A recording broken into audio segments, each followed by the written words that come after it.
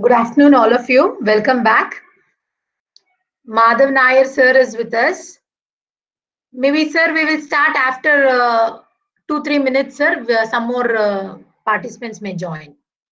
Okay, yeah, that sounds fine. Thank you.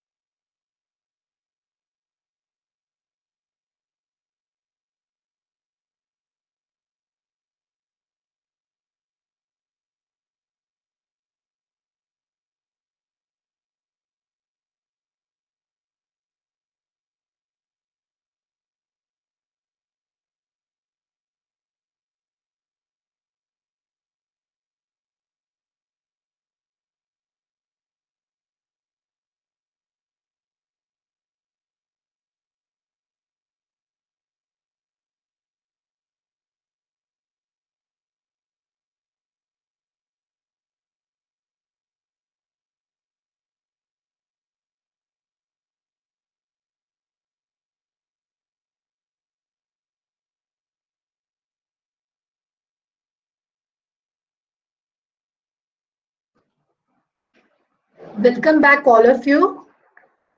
Sir, welcome back, sir. You can start now. Okay, thank you. So, hi again, everyone. Hope you had a good day of sessions today. And oh yeah, good afternoon to you all. Shall we get started? I hope you're not all tired because you might have just had lunch. After lunch, they'll be energetic, sir. No tiredness. So you can Yeah, start. I'm hoping because Yeah. today we'll be looking at how to make a VR app finally. Because we've learned the basics, we know the basics now. All we have to do is just choose an SDK and then build an app. That's it, and we are done with the VR part of the sessions. Then So that will be interesting then. yes, and you'll be surprised after what all we've seen so far, how easy it is to make a VR app compared to what we've done so far. Because whatever we've learned so far would be an additional bonus, to make our VR experiences better. So without further ado, I'll just get started. I'll just share my screen. Okay, sir. Okay.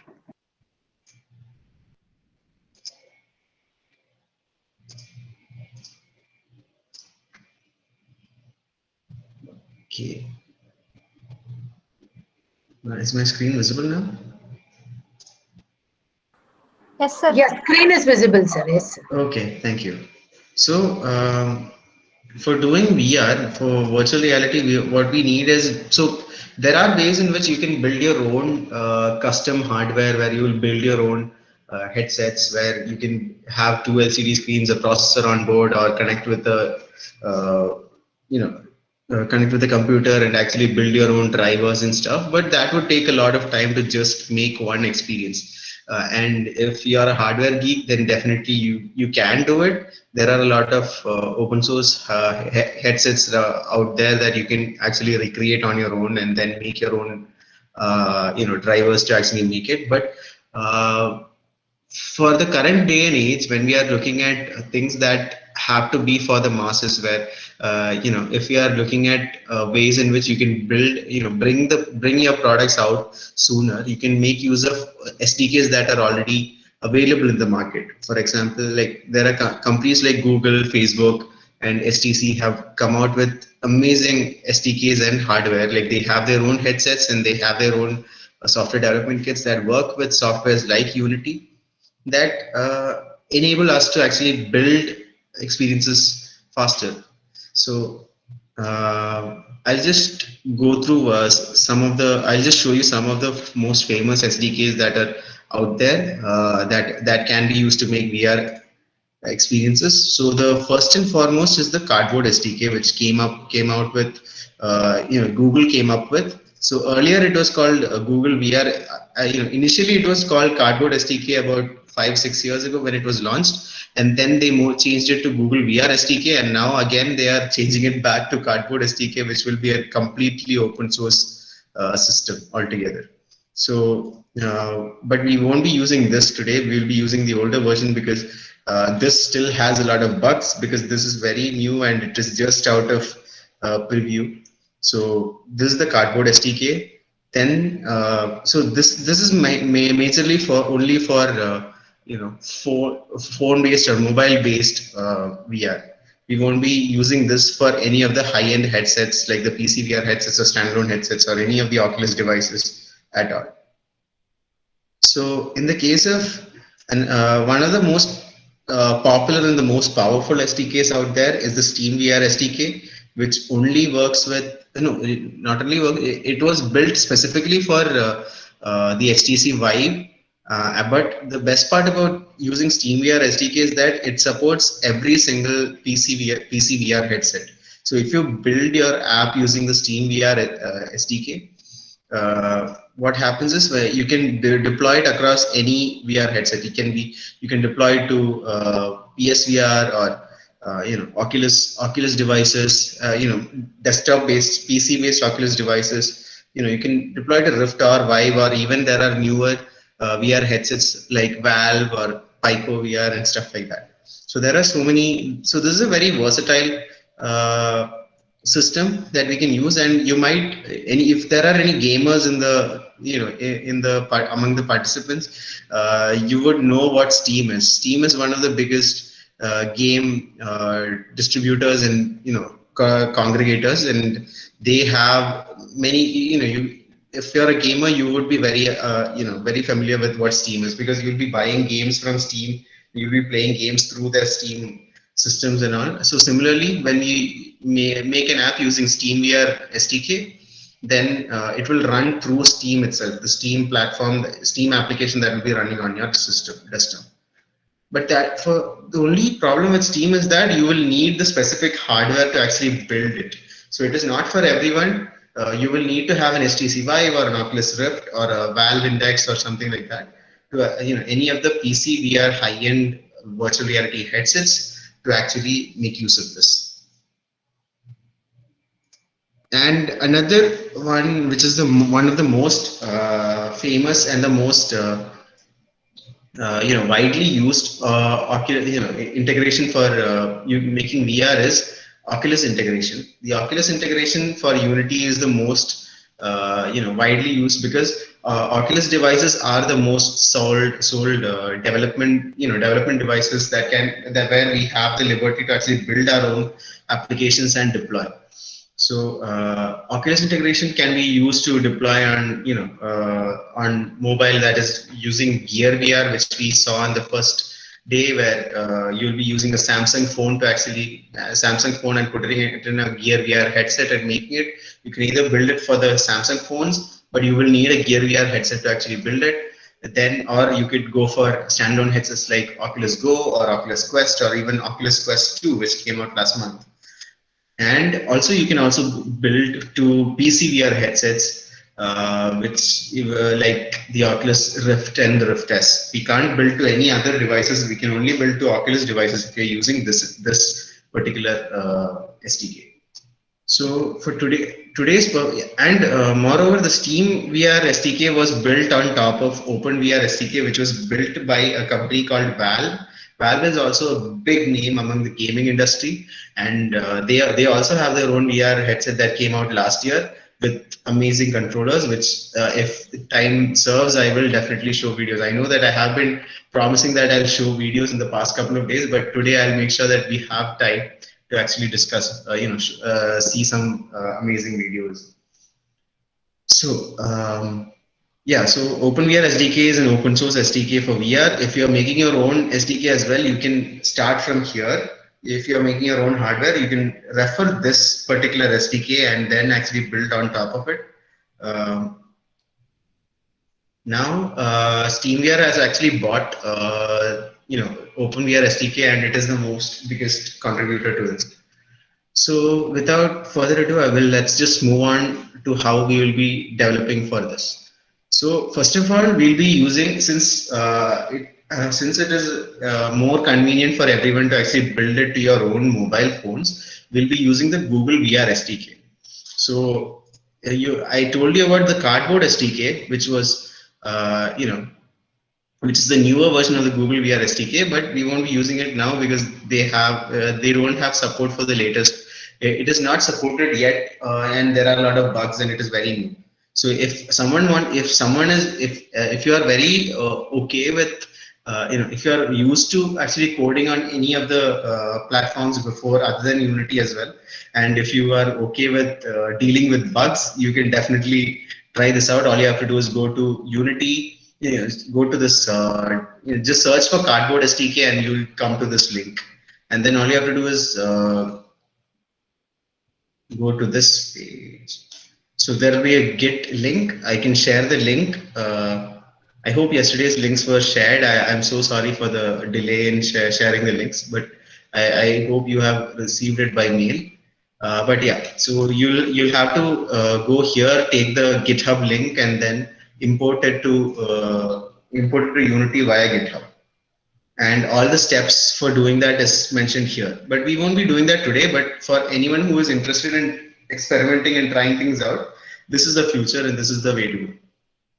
But what we will be doing is we'll be going to Google VR SDK, which has been used over the past 5-6 years, and it has been updated every now and then, but until very recently. So all you have to do is just search for GVR or Google VR SDK, maybe releases page. I always search for releases because I always want the latest release.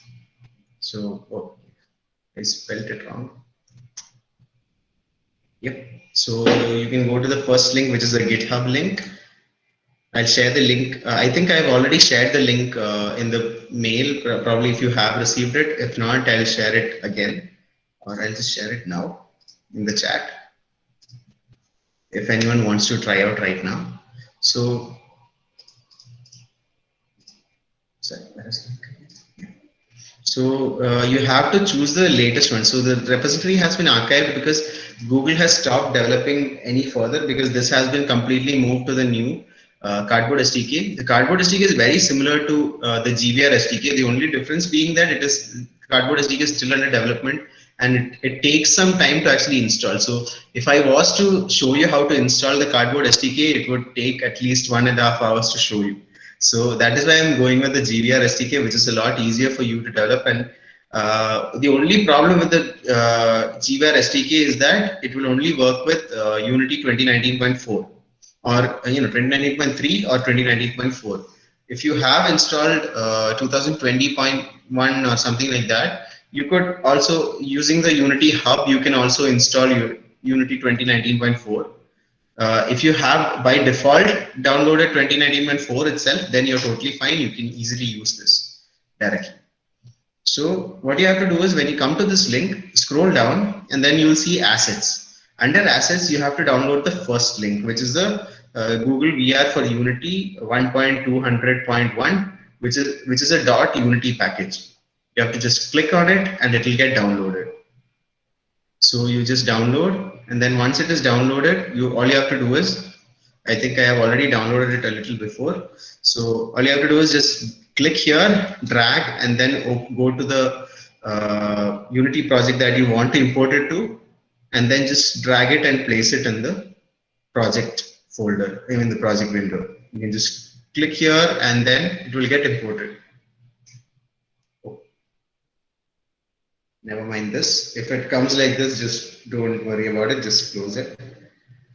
So since I've already, if you're doing it for the first time, you will have all these checkbox ticked in. Since I've already imported it a little before, so that I can save time in the import. So you can just make sure that all the checkboxes are ticked, and then click import, and it will be imported. It will be imported to your scene. Once it is imported to your project, so yeah, once it is imported to your project, you will have a folder called Google VR. So this is where everything under Google VR SDK is there. Like you have all the scripts, all the code, all the models and materials. There are example scenes as well, and there are a lot of animations. There are shaders. There is everything that you'll need to actually build a VR application, even without coding it much. Like even with very few lines of coding, you can create a basic VR experience, which we will see today. So before actually building an app, I'll just show you how it will look. How it will look within Unity when you're building a Google VR application. So one thing you can try is go to Google VR, and then among demos, there is a folder called demos, and then within demos, there is a folder called scenes. So within scenes, you can just try out any one of these examples. So I'll just open the first example. So I'll just save this.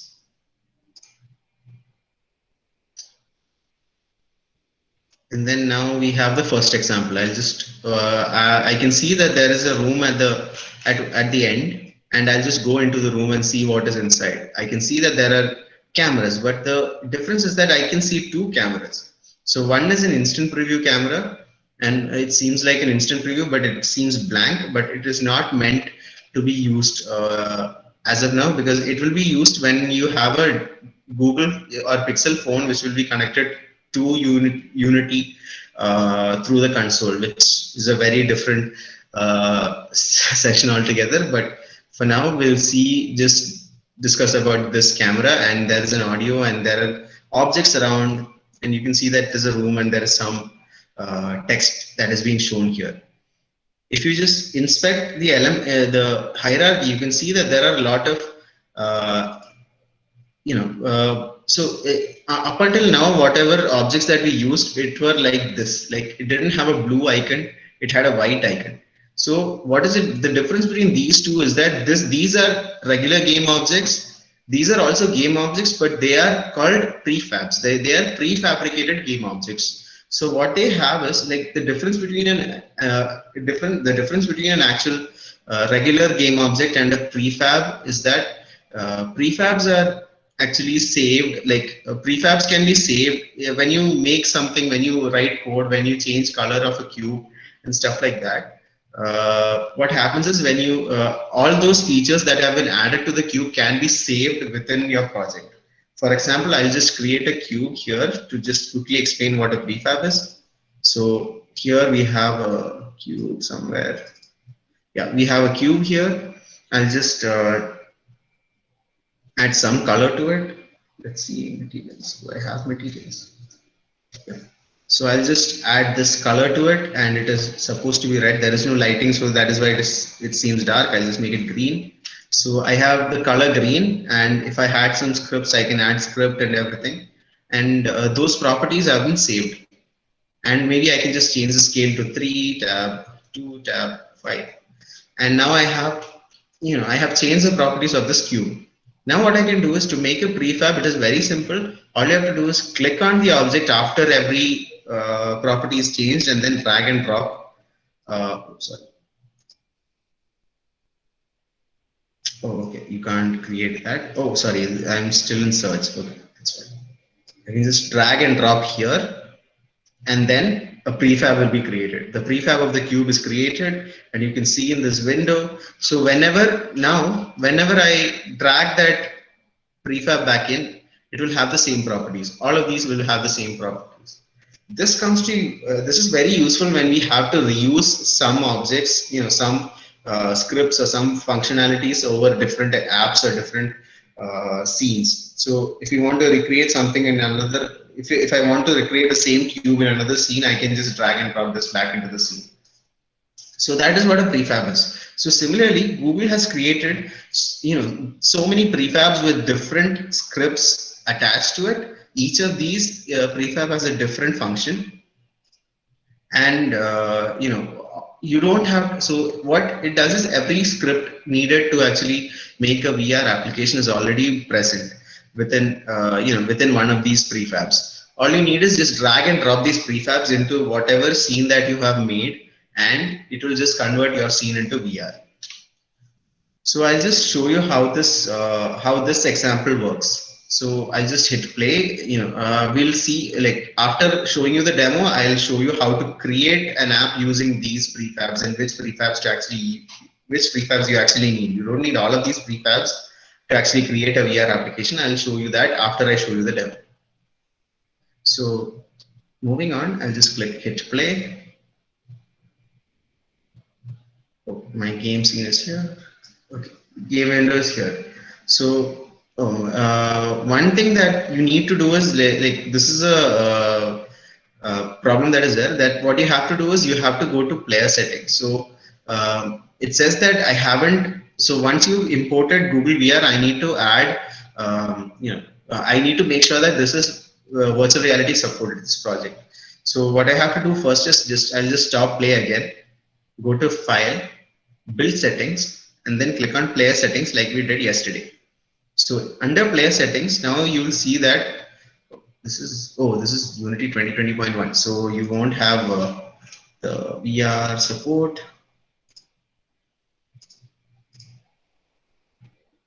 Okay, I think I made a small mistake. Okay, so never mind. We'll go here. I already have a backup ready just in case that failed. So we'll just go back. So in this scene, there is nothing else, just the Google VR examples. I'll just go to demos again. Go to scenes. Open the scene. So here you can see that. So where this comes is, so the problem with the other project was that it is Unity 2020.1. It doesn't have that feature to actually convert to VR SDK, because in 2020.1 it uses a different kind of SDK which is still under development, which Unity is creating for itself, and it doesn't run on mobile phones. So build settings, go to player settings again, and then at the bottom you'll see that it is different. So after publishing settings, there is another settings called XR settings, which is only available for 2019.4 and 20 or older versions. But 2019.4 being a long-term supported version, this will always be there for at least a few more years. So what you can do is you can, so when you come here, it will look something like this. Let me just remove this so that I can just add it again.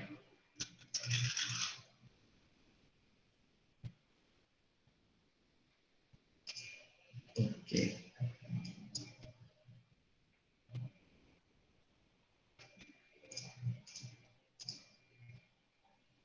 Okay, so my laptop just hanged. This is very embarrassing. Uh,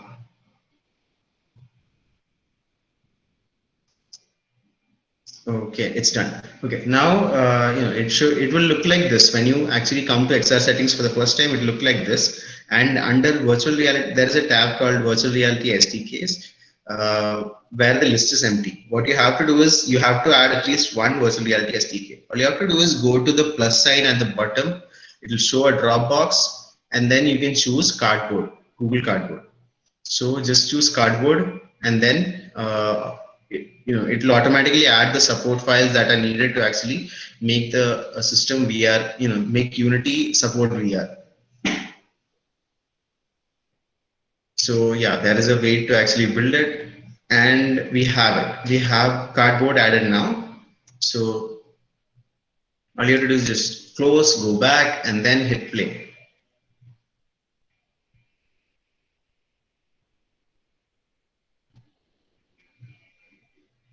So when you hit play, you see that you can see there is this one camera that is there. What do you do about it? What can you do with it? So how do you know that it is VR?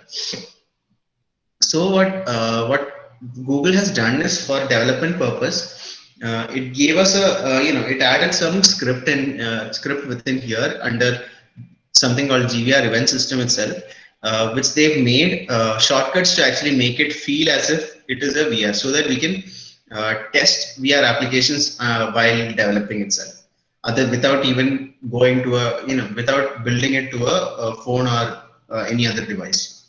So to actually look around and feel as if it is in VR, all you have to do is press the Alt button and then move your mouse. So now you can look around as if you are actually wearing the headset and actually looking around in VR. And more than that, if there is any object that is you can see that there is a dot pointer in the center right here, which is like the point at which the user always looks. That is the center of the eye. It is called a reticle. So it is called a reticle pointer, because this is the point at which the eye looks, and this is basically a mouse pointer within any regular mobile VR headset. So what happens is, whenever you actually see something, so none of these objects are clickable or movable, but when you actually see something that you can interact with, the circle becomes a ring, and that ring shows that this object can be interacted with.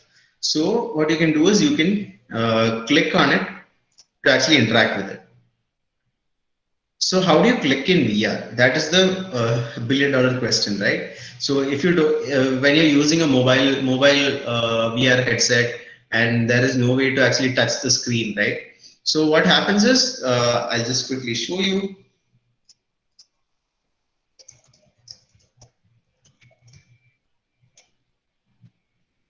There is so Google Cardboards actually have a small touch button that can be used. So you can see that there is this hole over here. There is a hole over here. I hope you can see the image. Let me just open the image up. So there is a hole that will be at the top, which will be connected to a small cardboard piece here. So what happens is, when you click here, when you press in this hole over here, it presses a cardboard piece that actually moves this cardboard piece to make it touch the screen. So it is technically touching the screen, but Let's close this. It is technically touching the screen and making the touch, simulating the touch so that it works. So the touch only works on points where the reticle pointer is pointing. So wherever I click, wherever I touch on the screen, it will only show the reticle, where the only click on the objects that have the reticle, that are interactable. So even if I click on the side or anything, it will still have it, it will still interact with it. So this is the very most basic VR application that you can make. So let's try making one ourselves. So since I'm using this project, I'll probably have to add some of the apps that we imported yesterday.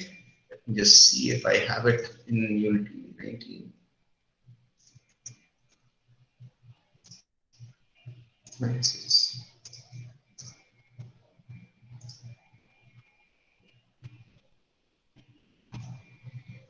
Okay, just give me a minute.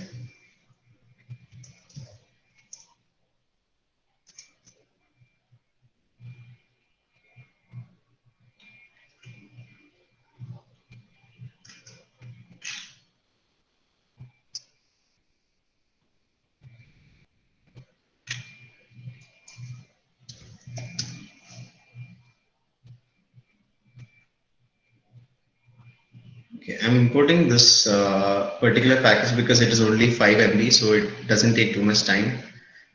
So, yeah.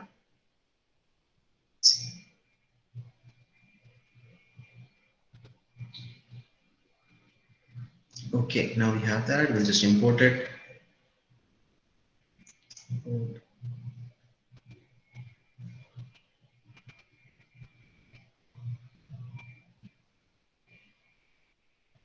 So what we are going to do now is we have a demo scene over here. You can also make use of the environment that you might have created earlier using the terrain and the trees and the forests. What I will do is I'll use one of the demo scenes that are part of this because that environment is already set. So we have this environment where you have a small terrain with trees. So there is a fog as well. So what I'll do is just like we did yesterday, I'll just remove the fog, go to lighting settings. So this lighting comes up, and then I have to scroll and then turn off fog. So I'll just drag and keep lighting here in case I need to change it again. So I have this environment. I just move in and see where the camera is. So I just have to click on the camera, and I know that this camera is over here in this clearing over here. So when we are doing VR, when we are going to use, when we are making a VR application, this is always helpful if we say, yeah, it is always helpful if we actually have a parent for the camera. So, for example, what I will do, because when we are connecting it to a Bluetooth controller or when we are connecting with any other device, it is always helpful. And when we are actually making animations or moving the player, giving it some effect to it, it is always helpful if the camera is a child of a parent parent game object. So how do you create a parent game object for a camera? So you can see here that so this is what I meant about child and parent. These are child game objects, and this is the parent game object which contains the whole thing.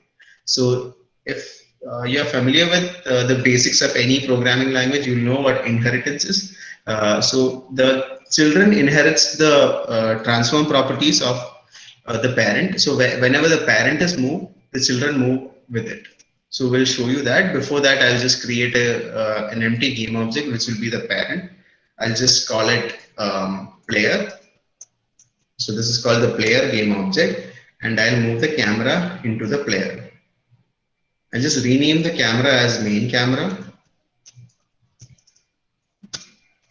and then keep it as is.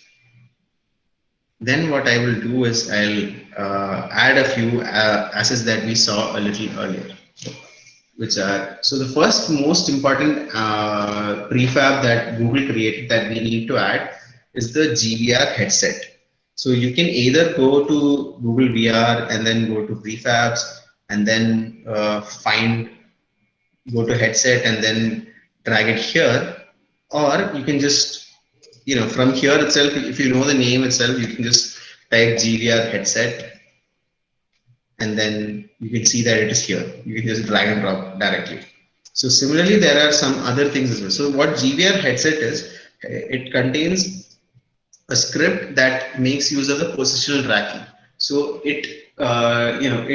what it does is it has scripts code in it that actually takes the data from the gyroscope of your phone, which is a sensor that which we discussed in the first session, that it is a sensor that actually takes the orientation of your phone. So using the orientation, you can know where the head is when you're wearing the VR headset. So that is what this particular piece does. Then there is a GVR editor emulator which we need. So I'll just search for it instead of going for it. I'll type in a list of things that you might need, or you could write this down if you want to. So the next is GVR editor emulator. So you'll see that you need to find the prefab icon, so which is a blue cube icon. So you can just drag and drop that. So what the editor emulator does is you saw what we did here, right? Like earlier earlier in the other example, when we press the Alt button and move the mouse, you could see around like we are seeing in VR.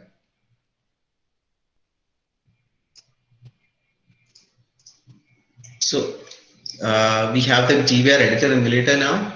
The next thing that we need is an event system. So earlier, can anyone tell me if you can recall where we used an event system in the last 2 days? We used an event system somewhere during the last two sessions.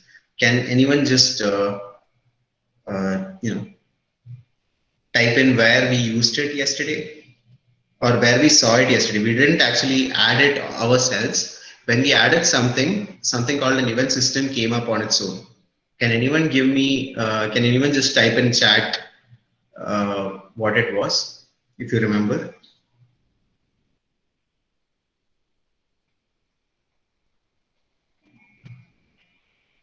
No one remembers?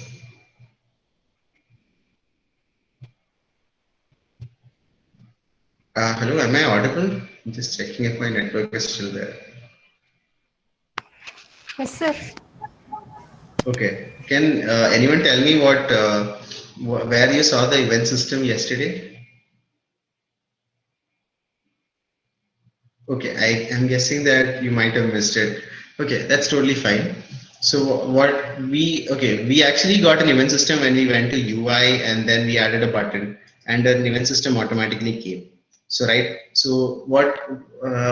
if you remember what I mentioned yesterday, when you have an event system, what it does is it tracks every single interaction that you have. Let's say like clicking a button, or dragging, or any kind of interaction that you have within the application, the event system makes controls it. Even if you press buttons on the keyboard, or use the trackpad, or use any other system like a joystick or something like that, the event system makes use of that. Like event system makes sure that it listens to something like every event, and then it translates it to some interaction that we write in code. So I'll just turn it off since we don't need it. We don't need the event system either. So we don't need the regular event system. We need the event system that Google has made for us, which is GVR event system. So you can select the GVR event system, and we have that. So the GVR event system will be responsible for all the clicking and dragging and every interaction that we have in within VR. And another optional thing that you can add is the GVR instant preview.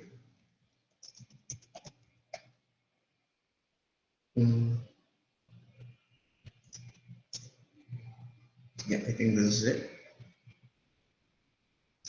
Yeah, that is the one. So the GVR instant preview is not necessary. Like even if you don't add it, you can still develop the app. The GVR instant preview only helps when you are actually connecting a phone to the system while you're using it. You will need a Google Pixel phone to actually develop apps like that. And it used to be only for the Daydream, using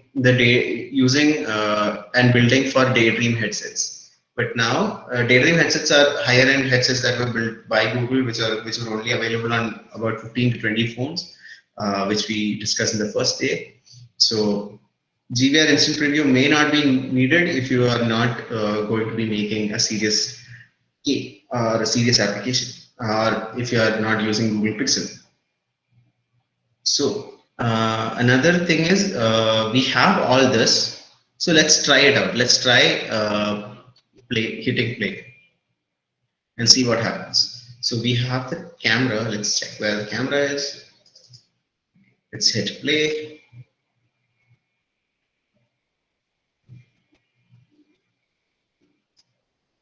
And now we can see that we are here. And when I press the Alt button and look around, I can look around the environment. So now we know that our VR application is working. So we have to build our own terrain. We can add animations. We can add everything that we did yesterday to build our environment, build our application, except for the UI part.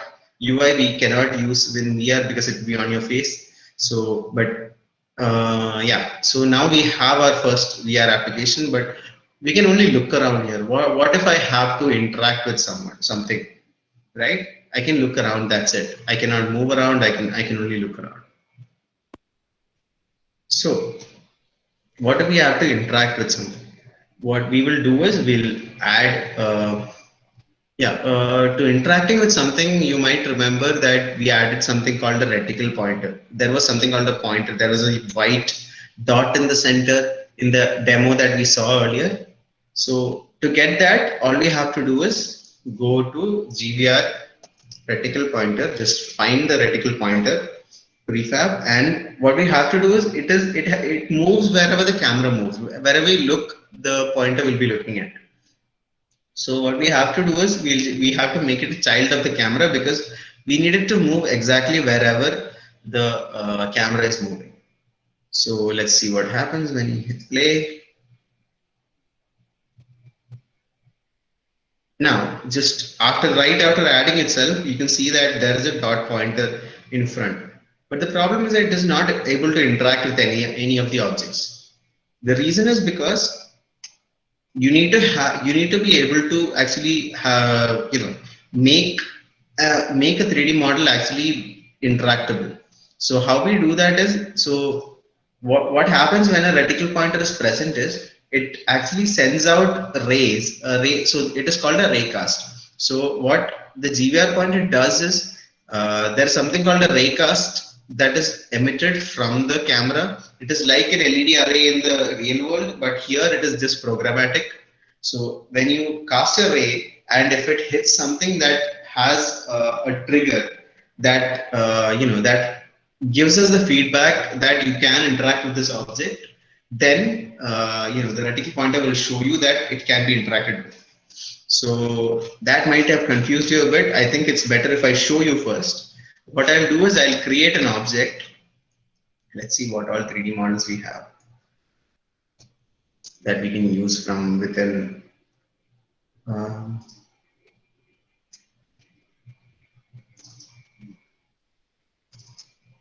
Okay, we don't have much. So I'll just create another cube. We have been working with cubes a lot. But the best thing about cube is that it is the most, it is the hello world in Unity 3D, because this is the first thing that you create when you are in a 3D environment. So I'll just keep it like this. I'll just add some material. There is no material. I'll just create a quick material. I just make it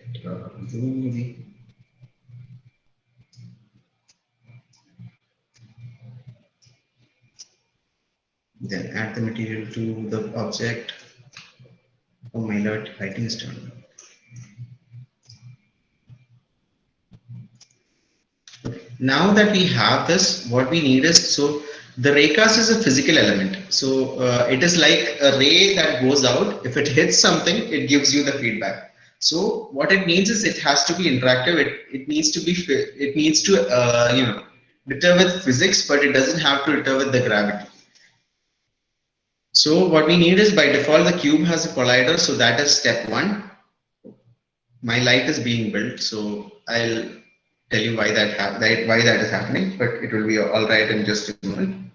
So what we need to do next is we need to add, an event listener. So, the application has to listen to the fact that if the raycast has hit something, it has to give us feedback. It has to give the script feedback that it has hit something.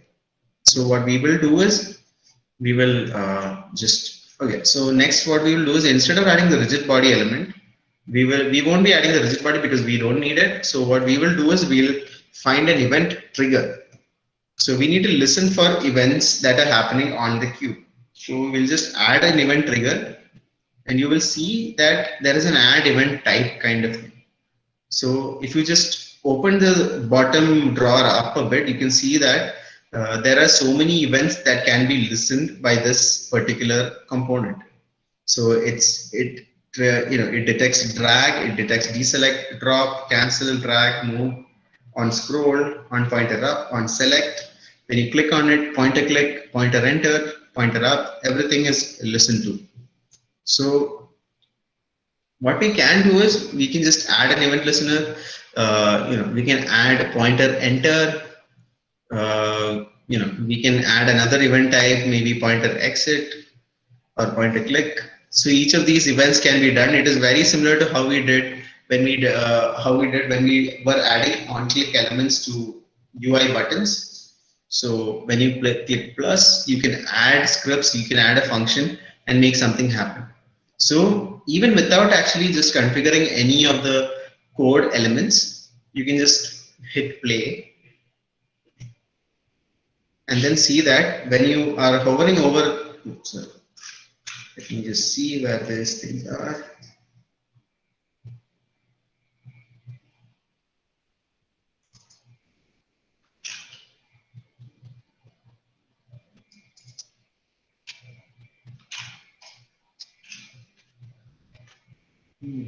Okay.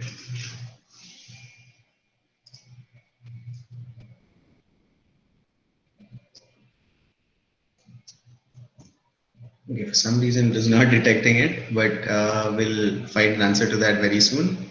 But what should happen is when we enter the cube here, it should actually have a highlight.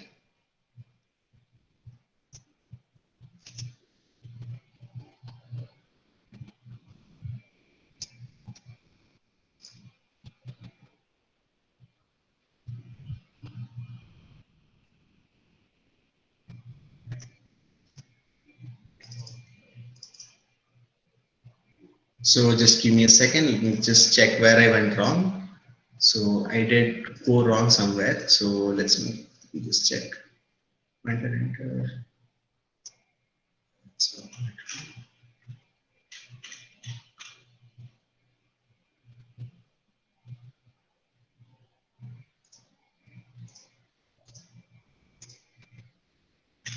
okay, there is some sort of an issue there. I'm not really sure what the problem is, but it should have worked.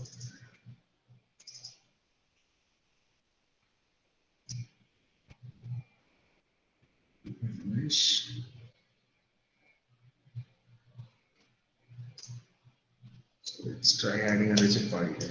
It's not necessary though, but still I'm just adding it for.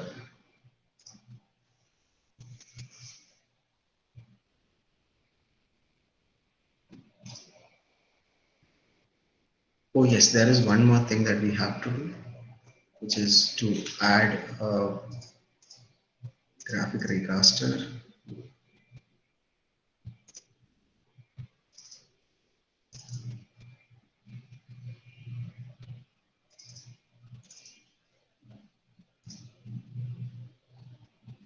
So just hold on a moment. Just I need to just check one thing that I might have gone wrong here. Yes, this is the only point that I went wrong because we need to add a physics raycaster. So I did mention that there is a raycaster, but I forgot to add it to the camera. So we'll just do exactly that. So we'll go to the camera element. So we have to select the camera element, add a component called GVR graphic. Yeah, pointer graphic raycaster. When you click on this, this will actually trigger the raycast element that I mentioned earlier when the pointer is coming. So it will emit rays out in all directions and then hit the 3D object. When it hits the 3D object, okay, still not working for some reason.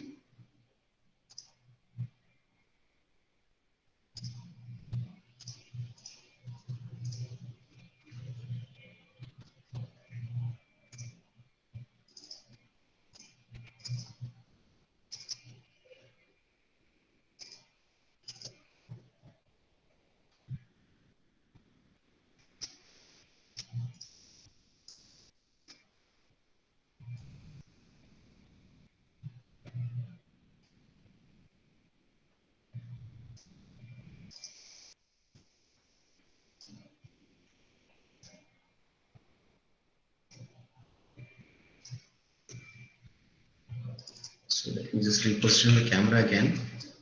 Let's move it to where the cube is. The cube is over here. The camera is now over here.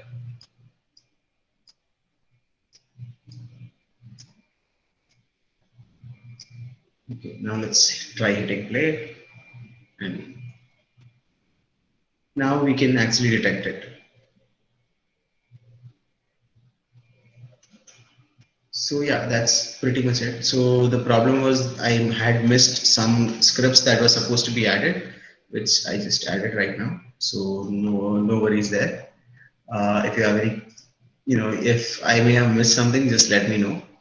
So yeah, so what we can do now is if you want to add some sort of functionality, let's say like something that we did yesterday where we added a simple function that we wrote as a method in the C sharp code, we can actually do that. Well, all we have to do is when we add the script, we have to attach it to some object, any object in the screen, any object in the scene, and then go to the object that is the cube, and then if this is the interactive object, then depending on what function you wrote, you have to call that function depending on where it was written. So let's say if it was a code that changed the color or made it on or off, you can just call it here and call the function here like we did for UI elements yesterday. So yeah, this is basically how you can make Google VR apps, and yeah, that's pretty much it. And if time serves, I'll quickly show you how we make applications in Oculus as well. Just before that, let's take a simple Q&A. If anyone needs to ask a question, please feel free to ask a question.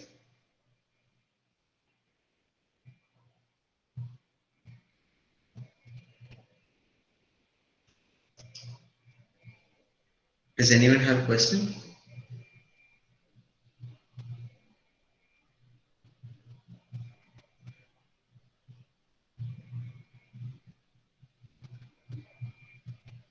No questions at all? Okay.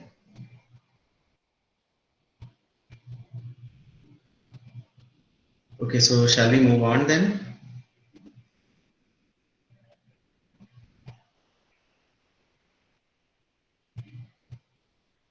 Can anyone type yes or no? Like whether we can move on or not?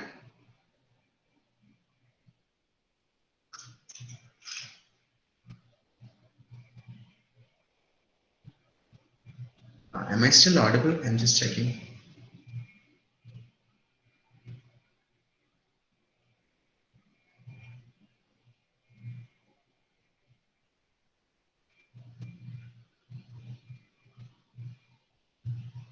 Okay, thank you, sir.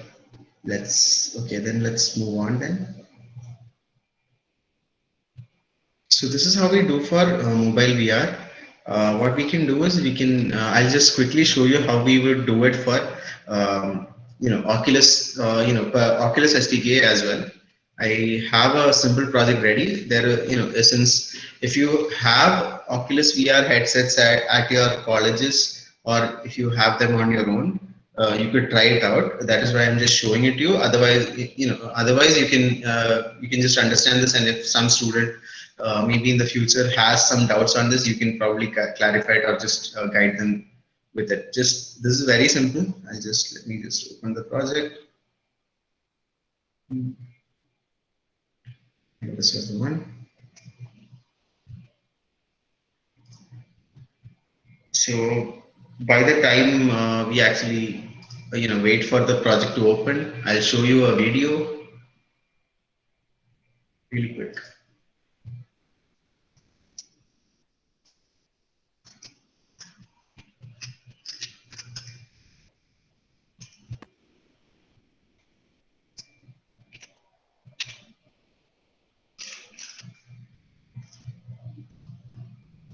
So this is one of the ways where Google is actually bringing out VR for education. Is it possible for you to hear the audio from my desktop right now? Like, were you able to hear the audio? Audio not hearing, sir. Audio is not hearing. Okay, I No, think sir. that. Okay, I guess there is no way to actually connect the audio. Is there a way to actually connect my device audio? Device audio. Generally, actually, when you play the video, it will come, sir. Usually, that is the case. I don't know. Okay. Just try this one. Whatever you're doing. Yeah, I just play anyway. Let me just check settings. There is no way to actually. There is no option to add it, I think. Okay. Anyway, I'll just. Otherwise, if it is not audible, you can still see the captions at the bottom. This is boring, but still, at least you can see it. Mm. Unmute sound. Okay. Sorry, audio is not there, right? Audio is not there. Usually, when you share the complete, complete screen, and if you play, usually it comes. I don't know why. Okay, let me try full screen Because in then. the class, we do play some videos and all. That is the way we do. Okay, I'll try full screen. Maybe that will work. Just share your entire screen and start sharing it, sir. Maybe. Okay, okay. I think Because there that is. is the way Yeah, I I do just. if I play any Yeah, videos I or shared the entire screen. I'm not sure. Probably there is some issue there. Anyway, I think you can see. I think the visuals itself would speak for itself to some extent. yeah. Okay. No issues.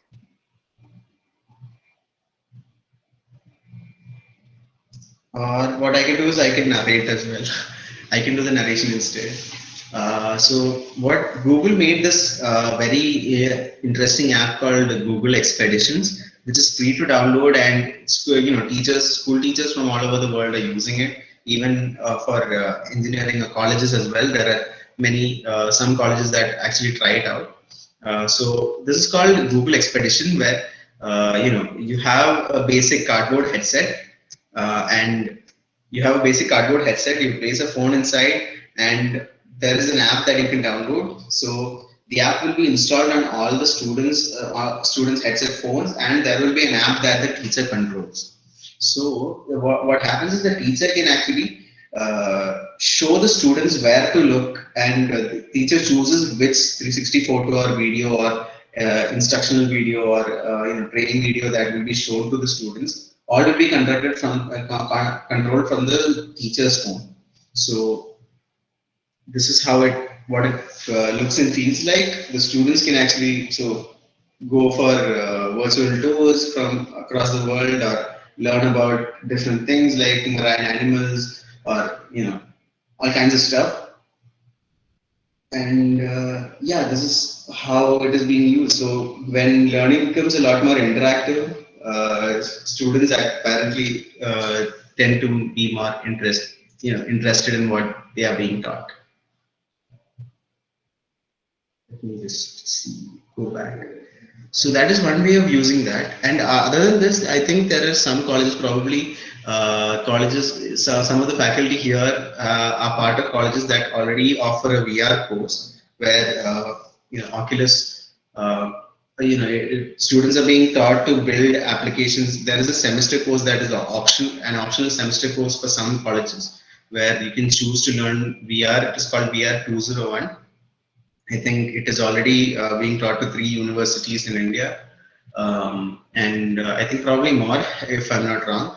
And students learn to actually build applications in VR Oculus Go. And most of the classes are online, and there are teaching assistants on the college as well. And yeah, that's how it happens. So let's just check out some. Okay, let's see if the project is ready back. So I'll just quickly show you how to add Oculus integration and make an application for Oculus. So developing on Oculus is not as interesting as developing on GVR, Google VR, because Oculus is a lot more developer oriented, and GVR is for anyone to try. GVR does not expect the user to be good with coding or anything at all. So the basic thing that you need for Oculus integration is that you can actually go to the Unity Asset Store. You can either come to the Oculus developer page and then go to Unity Asset Store. The Asset Store link where you can get the Oculus integration, or you can search for Oculus integration in the Asset Store.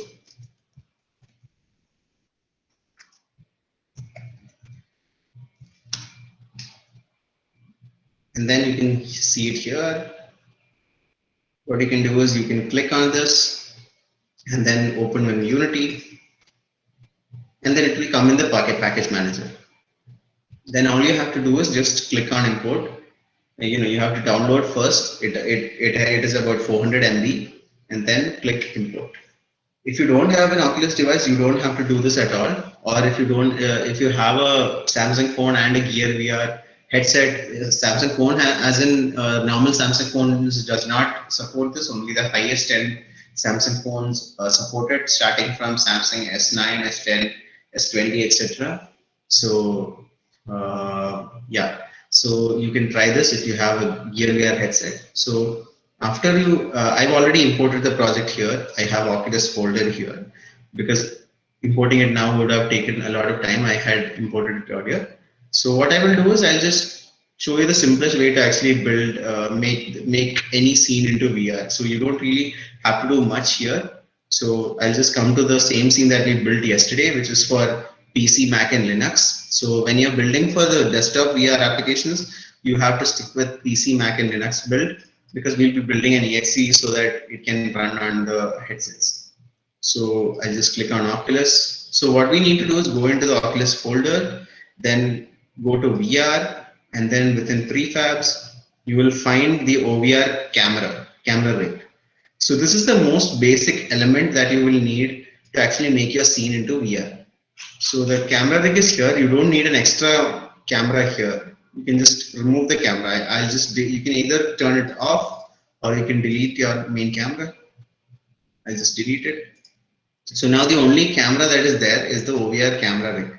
So within the OVR camera rig, it has the tracking space. It has the left eye anchor, center eye anchor, right eye anchor. So it tracks the left hand and the right hand when you're holding the controllers. And so the camera rig is a very, it is much more complex, and it is a much more advanced SDK than what Google SDK has. Google SDK is very easy to use, but this one has so many features, and it makes VR so real that it is very hard to not use it. So what this does is we can't really see it in the editor or in the game. It has to be built into the VR headset to actually see as if it is in VR. So all you have to do is, once the camera rig is added, you can do exactly what we have done in the GVR.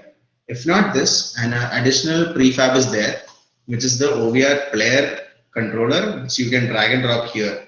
So which is a much more, bigger, it is a bigger prefab where you have the OVR camera rig inside. So I'll just move this in and then explain. So the player controller is has more features than the OVR camera rig, because the player controller is a parent of the OVR camera rig. The OVR camera rig has been added as a child of the player controller, and there is the there are scripts that have been added to the player controller that actually lets the user actually move around. So when you just add this itself into your environment using the controller joysticks, so you might have seen. So this is what the joysticks look like. Let me just try to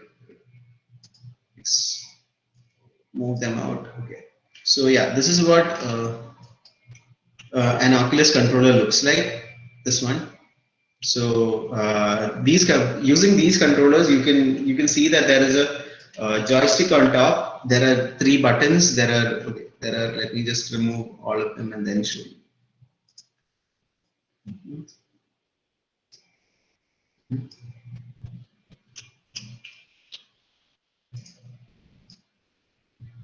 Okay.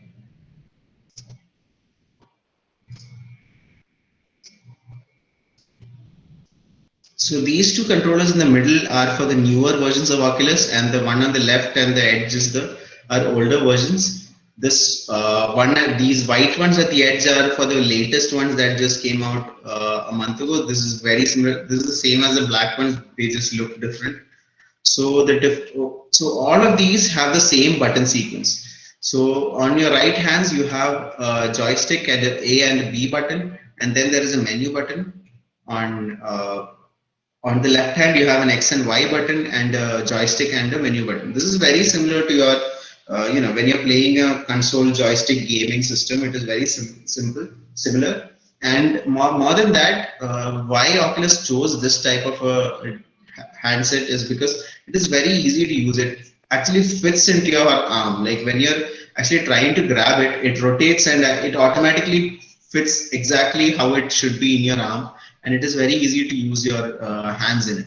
And more than that, there is this very convenient button on the side. You can see here, it is called the grip button. When you are tightly holding something, the grip button, if you want to tightly hold something in VR, you can just, tightly hold on the controller and press the grip button and actually grab it. And more than that, there is also a trigger button in the front, which you can access as well. So we can use all of these buttons. You need to write the code. You need to follow the Oculus documents to actually figure out how to use these buttons. It is very simple.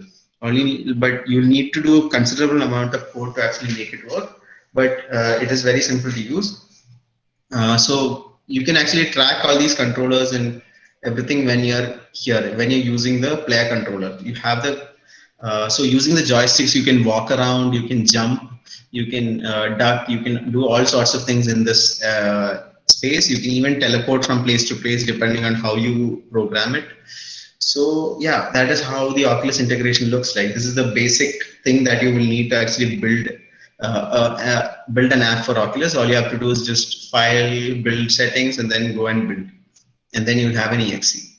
So let's go back to this. Wait, not this one. I think it was this one. Yeah. So let's go back here where we have actually finished the app here, where we have just a basic app with one interaction, which does nothing as of now, but you can actually write code to do it. What we'll do is we'll hit build settings, just like we did yesterday.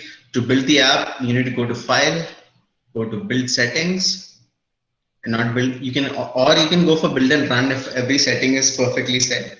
And it will actually, if you connect your phone to the laptop and turn on developer mode, you can actually build it directly to the phone, or just click on build settings, then go to add open scenes. You can turn off the scenes that you're not using, just delete it.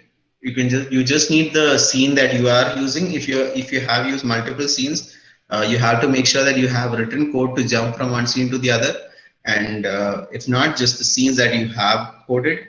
And then go to player settings like we did yesterday. We just type in any company name, product name, all of these things, the resolution. So when it comes to VR, the resolution, even though there are options to go portrait, upside down, and stuff like that, it by default becomes landscape only, because in VR, when we are building it to the phone, it will be split screen. It will have two different visuals for, so it would look something like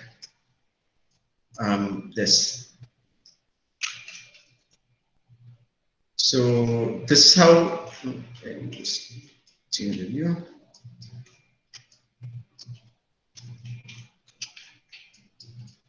So this is how it would look when it gets built into your phone. It will have a split display. Your phone in landscape mode will have a split display that will show two scenes, which each of the eyes should see. When you place it inside the VR headset, it will, using the lenses, it will directly, your eyes will think that you are seeing the objects in 3D.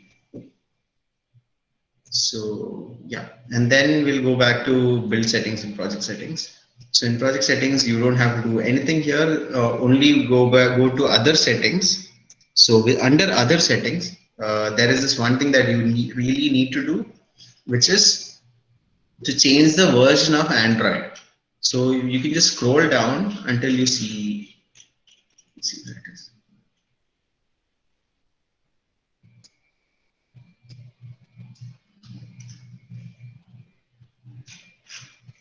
V7.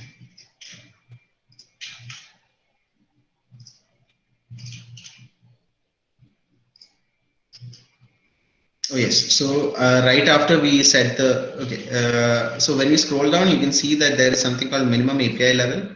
So by default, it will be at and when you're using Unity for the first time, it will be by default at Android 4.4. I believe I mentioned that we have to make yesterday that we have to make it higher Android 7 or 8. When we're using the GVR SDK, it is okay to use 7 or higher.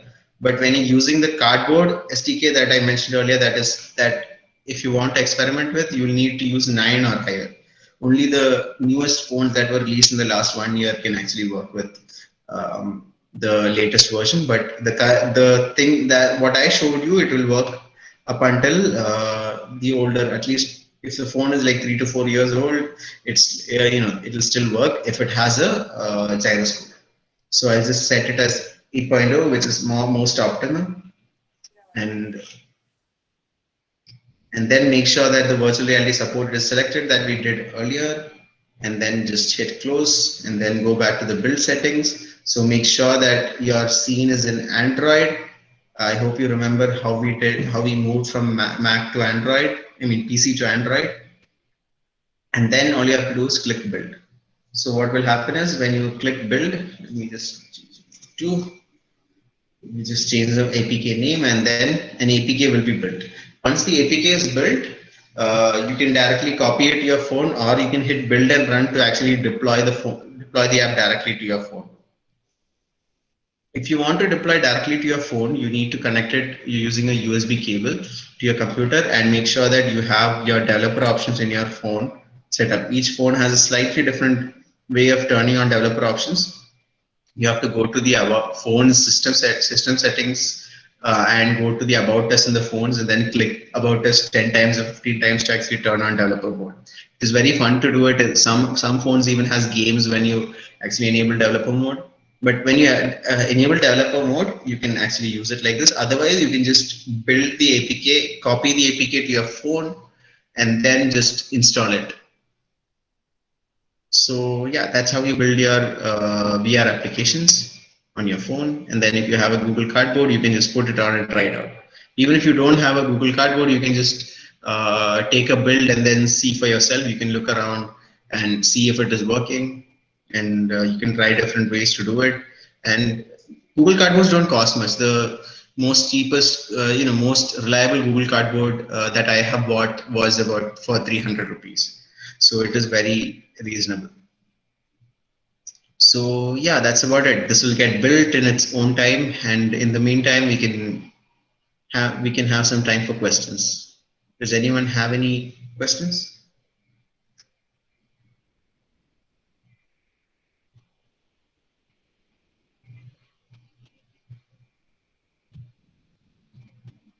Yeah, can we group or switch multiple objects like sphere and cube together? Oh yes, you can definitely do that. So what you have to do is, earlier I told you about how to make a parent and a child.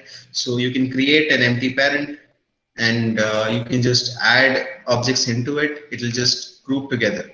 So we'll just add another sphere. Let's see where these are.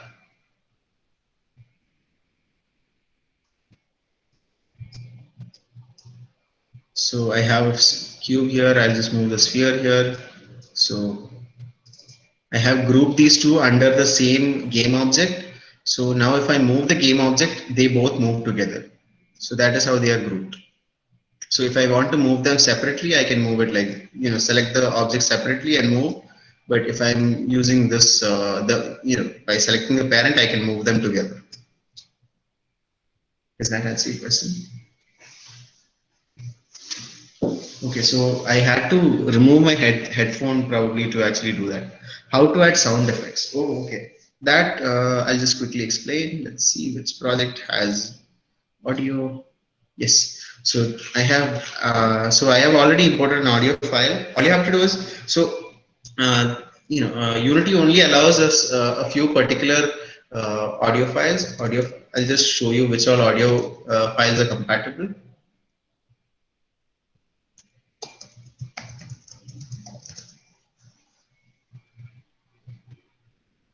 So you can see that when the page loads, you need to have audio that are either one of these formats, which is MP3, OGG, WAV, AIFF, AIF, MOD. So the problem with MP3 is that it is mostly huge in size. I always prefer WAV because that has a decent quality. Or OGG is also good, especially when you're going for high quality binaural audio. But yeah, so you can download free audio, or if you want any kind of music to be in your scene, you can download that and make sure you can just import it. I'll just show you. What I usually go for is free sound. You go to any free sound library like Big Sound Bank for background music and stuff like that. So I just search for any audio, or if you want a film, movies, music, or something like that, you can add that as well. So what you have to do is import it here. I hope you remember how we import objects, like just like we imported 3D objects and assets, you can import audio as well. So once you've added audio, what you have to do is, yeah, once you added audio, you can see the audio settings here, and usually make sure that your compression format is Vorbis. Vorbis is probably the most decent. PCM and AD PCM are good, but depending on whether you know your audio well, it's fine. Otherwise, Vorbis is the safest bet for you to go for. Then how to add this to the scene? So to add it to the scene, what you have to do is, you have to first go here, press plus, and then there is this thing called audio. You can click on audio source. So when you have audio source selected, you will see that there is the whole area gets covered. If it is not covered, you can actually specifically select it to some area. If you want some audio to come out of the left side of one tree, you can just place the audio in that direction. If I want it to be the whole environment, I can choose that. So I'll just choose it to the whole environment. Now I have the audio source. Now towards the right, you can see that there is the audio source component here, where there is something called the audio clip, which you can add. It is empty as of now. All I have to do is just click and drag, and that audio just gets selected. So whenever you hit play, it automatically plays on its own. So I'm not sure if you can hear it, but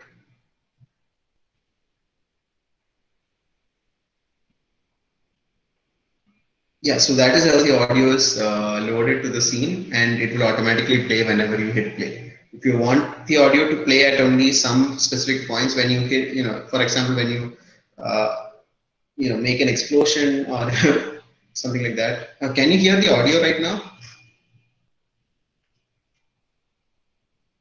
Can anyone hear the audio? Like the audio is playing, but I'm not sure if it is audible to you guys.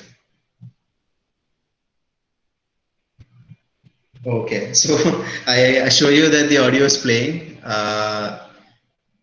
So yeah, so that is how the audio gets played. You can try it out and just let me know that. Oh, can you just show a hitting sound effect on ball pumpkin up? So for that you will need to add, add it to the code. So you need to write code where I don't think we have the time to actually show that. It will take a little more time to actually show that. You can probably hit me up. I can send you a link or maybe explain it to you how to do it. You can just send me a mail and probably I can explain it to you how to do it. It will need, so you need to detect collision, and when the collision happens you have to write a function where when the collision happens you have to play the audio. So that is a very simple logic. It just needs like 5 to 6 lines of code, but to explain it, it would take a little more time. Since we are running out of time, I think I should slow down on that. Do you have any other questions?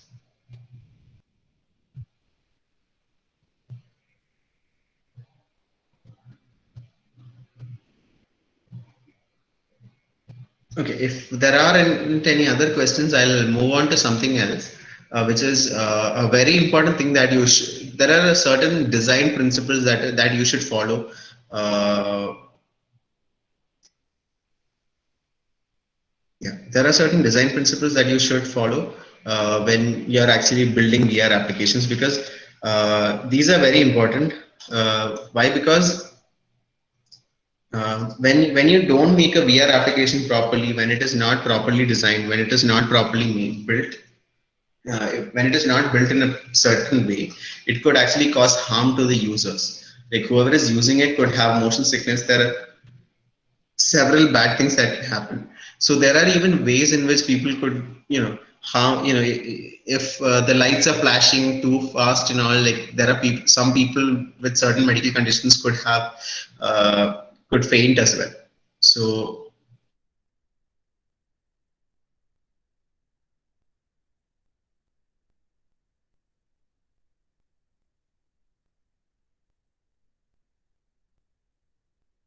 one is motion sickness, then there is FPS drops, then you need to make sure that there is consistent head tracking, and you need to keep the user on the floor at all times. And yeah, so I think okay. So what motion sickness is? Oh, okay. So motion sickness happens when, let's say, let me just show you a video first to actually do that. Maybe some of you have seen the VR roller coaster videos on YouTube.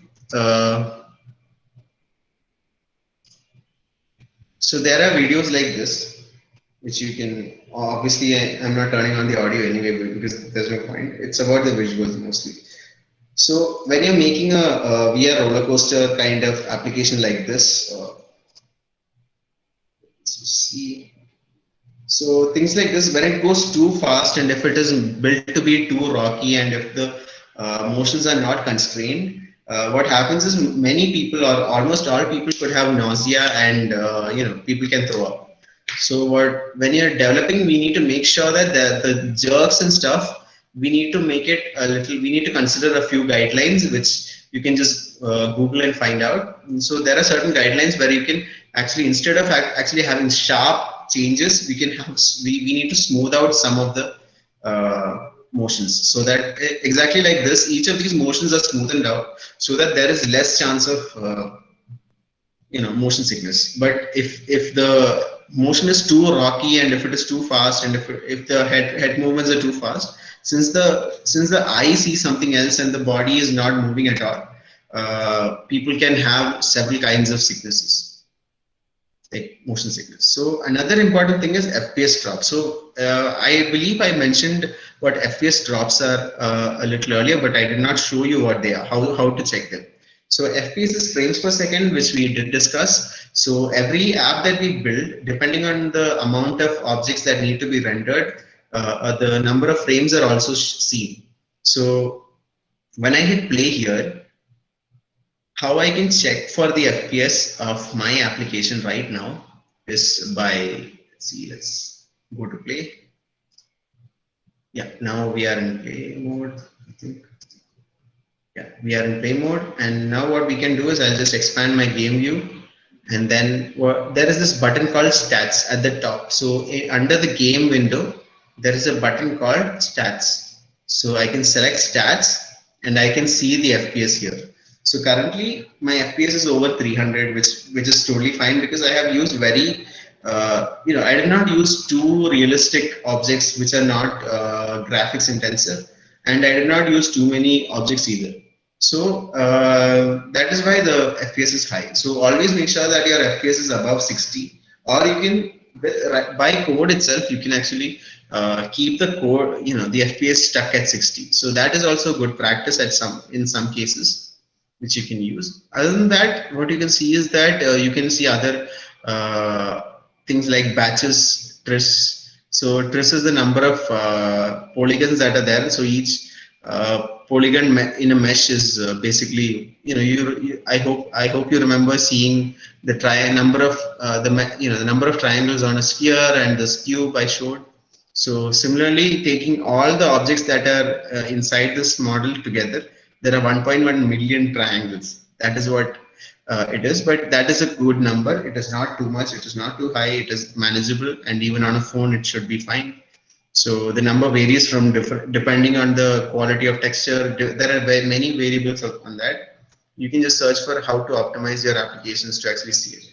So if what so when I mentioned FPS drops, what I meant was if the FPS drops below the device's necessary FPS, that is on the phone it would be 60. If it goes down to 50 or 40, that could be very bad experience for the user. So and also when the FPS drops, what happens is head tracking also loses. So when you're moving your head and if the phone gets stuck, it would be very unpleasant for your brain. Like it would be very unpleasant for your eyes and for the feeling of the user. And also we need to keep the user grounded. That is, the user has to be, the user should not be moved around, flown around, animated in any way. It has to be in the user should have control over where the user should be in. So even if it is a roller coaster app like that, the user chooses to sit in the roller coaster. You should not throw the user out of the roller coaster to make it feel more realistic or something like that. Then there is a UI depth and eye strain. So make sure that there aren't too many things that are covering the eyes. That make sure that there aren't when you're choosing the colors for your scene. Make sure that it is not too bright or too dark. Make sure that it is perfect saturation. Understanding of color is very important here. So yeah, and always maintain head tracking. At any point, if you choose to stop, even if by code or even if due to the drop of FPS, if the user loses head tracking at some point, that is very bad. So you have to always make sure that that doesn't happen. So then another thing is the diegetic splash screens. So what diegetic screens are is basically UI that is stuck to your face all the time. So I'll just quickly show you how that is. We are almost towards the end of the session. I'll just need 5 more minutes to actually finish this. So yesterday we saw how UI is. So I'll just add a button. Okay, now we have a button in the VR application. Okay, now what we'll do is we'll just make the button a little bigger. It doesn't have to be big, but to prove my point, I'm just showing it like this. So we have this. Now if I hit play, what happens is when I move my head, this button is always in front of my eye. So I can't really experience the objects properly, experience my VR effect properly. So it is always advised that we should not use, so these kind of UI is called diegetic UI. So you should not use diegetic UI ever, but instead what you should use is you should so instead of this, so what you can do is you can place the UI in the world space. That is, you can have 3D UI which will be on the on your environment. So to do that, all you have to do is go to canvas, click on canvas, and then go to render mode here, and then click on world space. So what happens is now the canvas is in the world space. So it is really big right now. So I'll just make it smaller.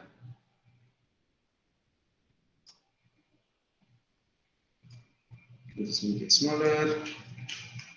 Then bring it to here. Need to make it even smaller.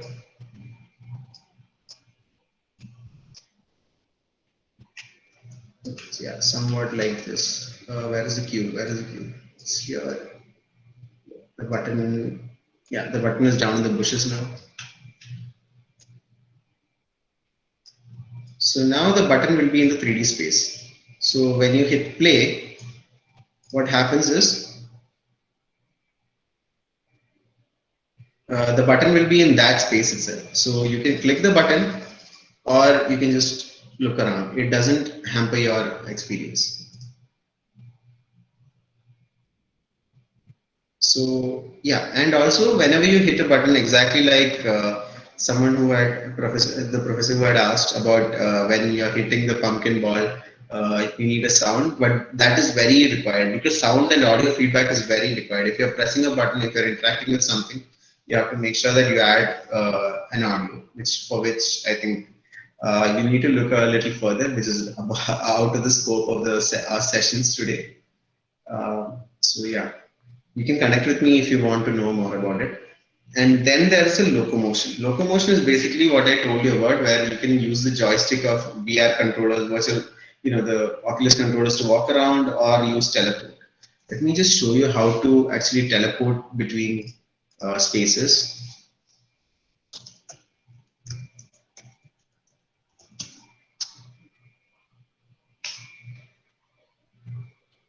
So I hate these ads.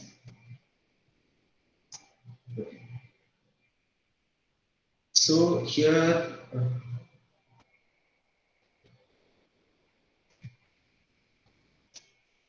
yeah, you can see here that the person uses, it's not very clear here. So you can see that a line comes out and an arrow, and then you can click on some place and then you will be teleported to that point. Wherever you click, you will end up in that point. That is how you teleport in VR. So another way to do it is by instead of that, you can actually just click on use the joystick to actually walk around. Or another way to do it is using waypoints.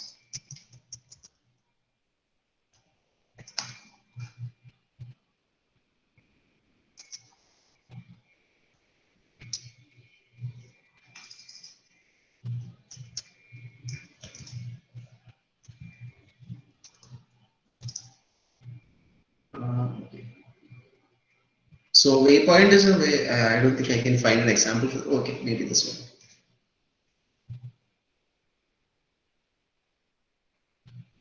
So yeah, so this is kind of like what a waypoint is. You can just click on where you want to move. You just select that point and then you will move to that point. So all you have to do is write code for that. If you need more input on how to do this, you can just ask me on mail. Just send in a mail to me and then I can give you the resources that you need to create something like this. So yeah, that is one way of making it. Let's see. And then you have to, like I said earlier, you have to always give audio, visual, and haptic feedback. Haptic is a way because in HTC Vive controller and Oculus controller, there are vibration sensors. So you can also have haptic feedback where you can give a feedback using vibrations as well. So yeah, that's about it. I can show you one more video if you would be interested. Otherwise, we are sort of done, which is sort of a sci-fi short film. It takes probably 5 to 10 minutes. But oh yeah, I can just send you the link because anyway the audio doesn't work in my system, so I'll just send you the link. This is what our if in case VR and AR gets very becomes more mainstream as it is coming to. This is somewhat what it will turn out to be very soon when VR, AR, AI, and blockchain and stuff like that comes together, and our world will be very different when we when we look at it 5 years down the line. So yeah, thank you so much. I think that's all I have for today.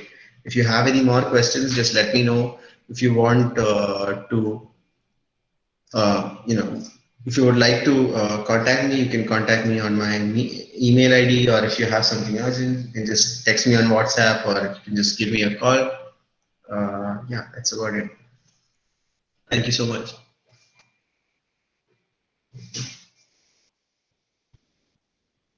questions, you can.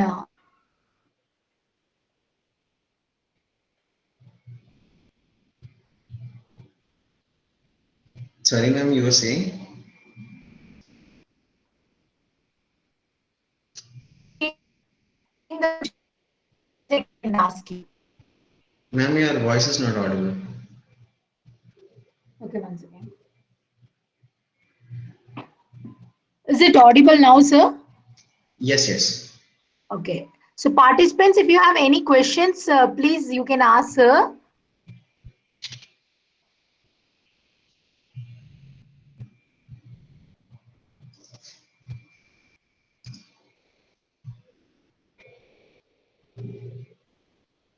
Thank you, sir. It was very interesting session as usual.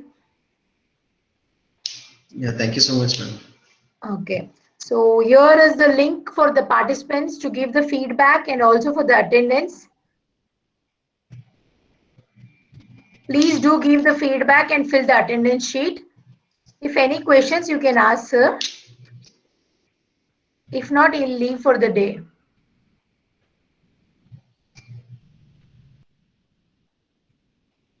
Seems there are no questions, sir, for today.